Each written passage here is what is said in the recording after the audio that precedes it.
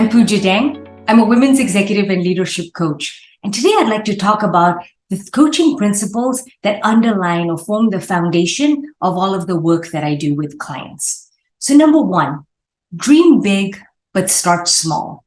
Too many of us don't set big enough goals because we're scared of failure. We're scared of disappointing others. We think we don't even deserve it. We're kind of short selling ourselves out of the opportunity to be really excited, to be really fired up. I mean, who wants a mediocre, achievable goal? Like, how are you going to get fired up about your life or your career if the goal is really achievable that you're kind of on the path to anyway? It's really chasing that feeling, that engagement of you having an impact and making a difference, which we all want in our lives. But the key that's tied to that is start small. Break that big goal down into small actionable steps. So if the big dream is you want to be in the C-suite and you right now are at a director level and you've got things to work on, like building your executive presence, building some of that confidence, getting over that imposter syndrome, building your influencing skills and ability to sort of work with others, that is a journey you can absolutely get on. It doesn't have to happen in a day or a month or even a year. And the great thing is, if you're at a director level and say you're saying VP is good enough, the fact is to get to the C-suite, it's the same path. It's just more of the same. It's just developing that to a bigger extent. It's not like the path to senior director or VP is one level, but if you go to C-suite, whoa, that's a whole different ball game. You're going to have to like shift gears entirely. No, it's going to be a deeper, broader of the same skill set that you should go to. The other win when you dream big is you then build yourself some capacity to take on what it'll take to have that bigger goal. I'm going to go all out. I'm really going to put in there and get something really excited. You automatically in your day-to-day start to build the capacity to be able to do that. You prioritize this, right? Let's take it back to the example of wanting to be in the C-suite again. What you may start to do day to day is take that extra 30 minutes to do the deep work, where you start reading industry articles because you want to build your strategic muscle. What you may start to do is reach out to people and have lunches with them every couple of weeks. That's the point though. When you set a big enough goal, you then prioritize and look at your time and life in a different way and build the capacity to achieve that because you're excited and motivated about the potential for doing so. So dream big, start small, but dream big. The second principle that underlies or forms the foundation of the coaching work I do is behaviors over beliefs.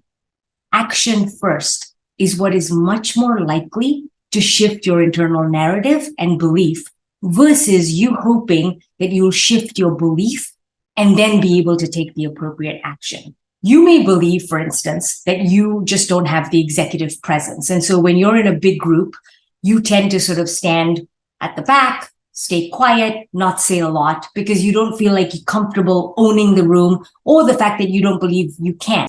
Here's the thing.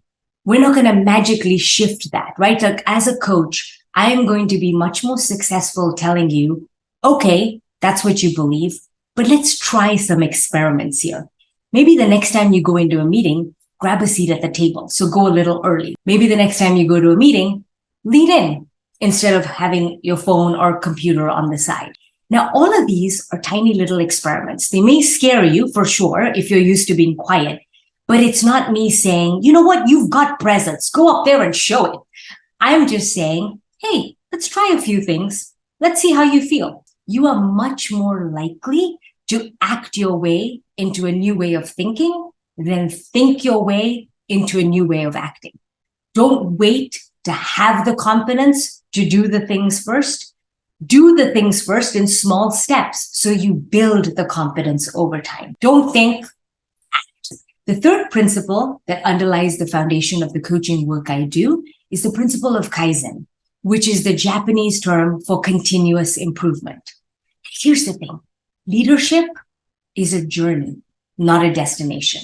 The most effective leaders have this sort of growth mindset and this notion of, I want to keep getting better every day by small, even tiny steps. Better today than I was yesterday. We'd set up a series of small steps to be like, I just want to be 1% better every day. So maybe the next time in the meeting, I just speak up once. I say one thing. I do one thing more than I did before. If you go with these goals for 1% improvement a day over a year, you will be 37 times better than you were when you started off. That is the power of compounding. And that is what I love tying in this principle of continuous improvement in Kaizen and working through on your leadership journey. So the way the three principles work together are, number one, right? Dream big, start small, set the big goal, be super inspired and fired up to really change the world for yourself. Set the goal that's like, oh my gosh, that would be just super freaking amazing. That's the goal I want you to set. And then I want you to start small. I want you to break it down into small steps and realize that it's a path we're working on. Principle 2, act first, think later, right? Behaviors over beliefs. We are not going to be able to build the confidence and magically have the executive presence. You're going to have to take small steps that will then demonstrate to you that you can shift the way you think and operate. Like, act your way into a new way of thinking and believing and watch your identity shift. Principle number 3, Kaizen, continuous improvement. Let's set the goal to do it 1% a day. Over time, right? You see how these all come together. It's the big goal. It's small steps. It's taking action, and it's consistent, sustainable things over time that lead to world-changing organizations, world-changing teams, and world-changing leaders, which is what I want you to be. I hope that was helpful. Until next time.